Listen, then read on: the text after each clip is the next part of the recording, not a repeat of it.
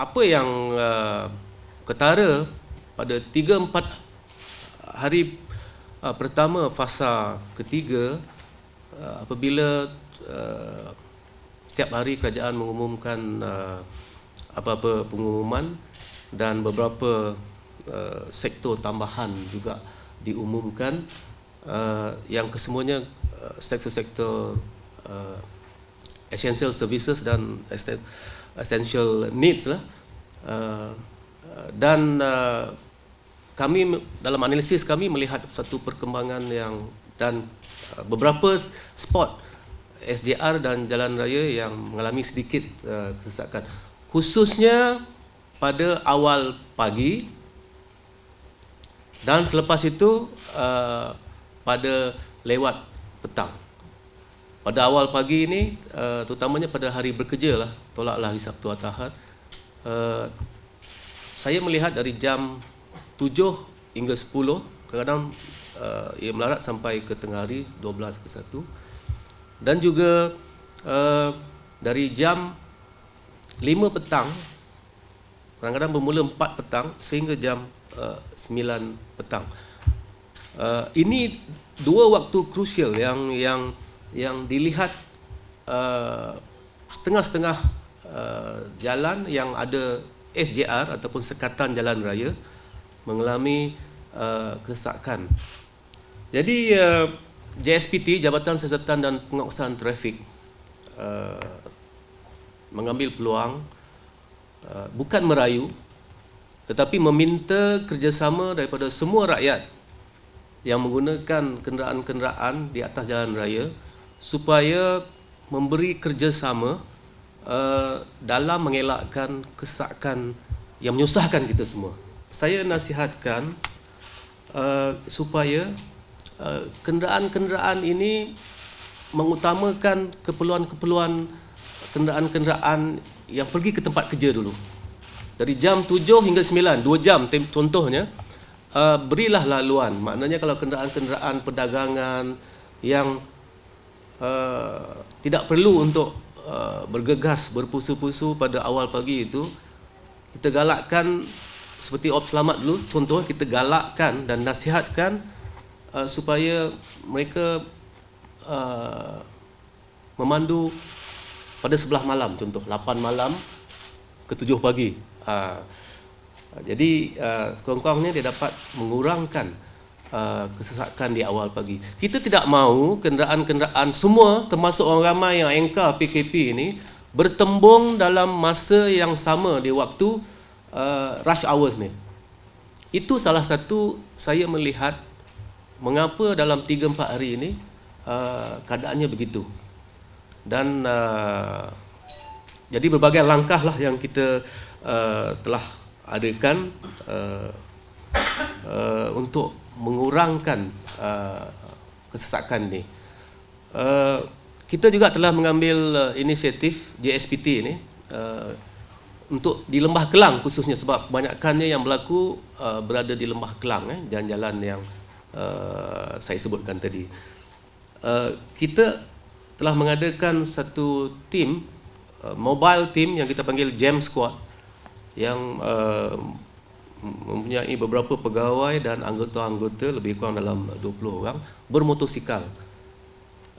Kita tak boleh gunakan kenderaan di waktu puncak begini, sama ada awal pagi ataupun lewat petang, 5 ke 7 petang tu. Kita menggunakan motosikal yang lebih cepat untuk respon, swift action kita boleh ambil sekiranya kita mendapat maklumat-maklumat. Begitu juga daripada orang awam pun yang selalu upload mereka punya gambar-gambar viral, video ke apa di mana, supaya kita dapat cepat bertindak. Kita menggunakan tinjauan udara yang seperti saya tunjukkan di layar tadi, dan kita gunakan drone dengan kerjasama unit udara PDRM di tempat-tempat lokasi tertentu. Apabila kita dapat maklumat sesuatu SJR, khususnya di Lembah Kelang ni lah, jalan-jalan besar yang dilalui oleh banyak kenderaan-kenderaan, berlaku kesesakan itu, terus kita pergi dengan motosikal, bawa sekali anggota unit udara yang menjaga drone itu untuk melihat berapa panjang. Kita kalau kata 1 kilometer hingga ke 2 kilometer tu kita dah anggap dia panjang dan sesak. Apatah lagi kalau melebihi jarak yang begitu.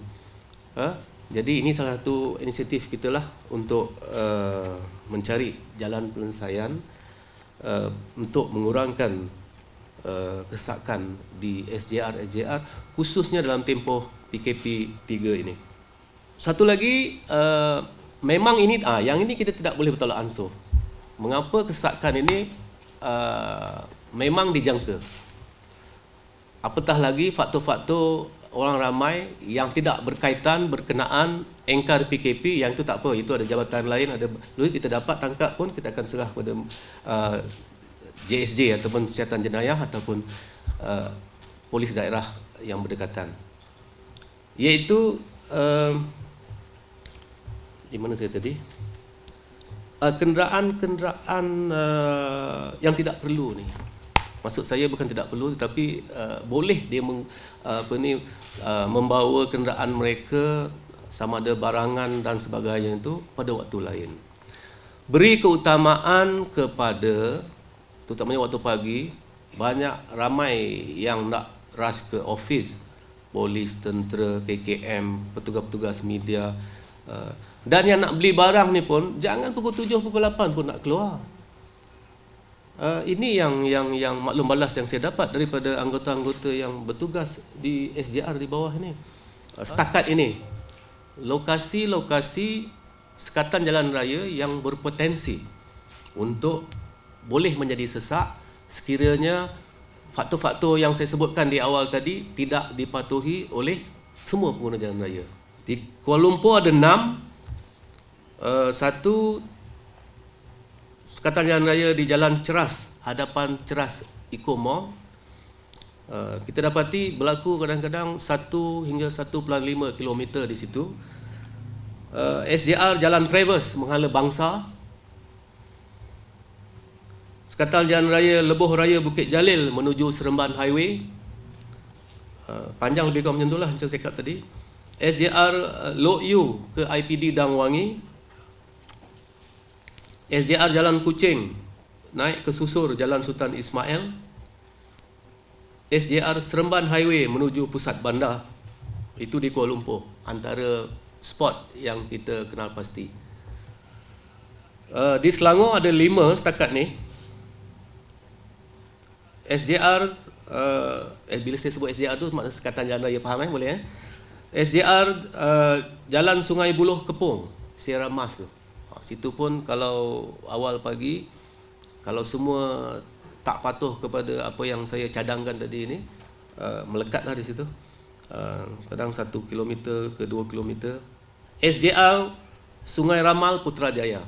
Itu awal pagi sebab kita faham kebanyakannya nak berurusan di pejabat di SJR, di ibu pejabat masing-masing di Putrajaya tu, ya.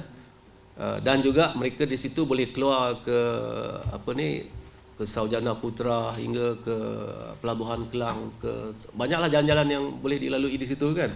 Di situ pun antara yang heavy jugalah.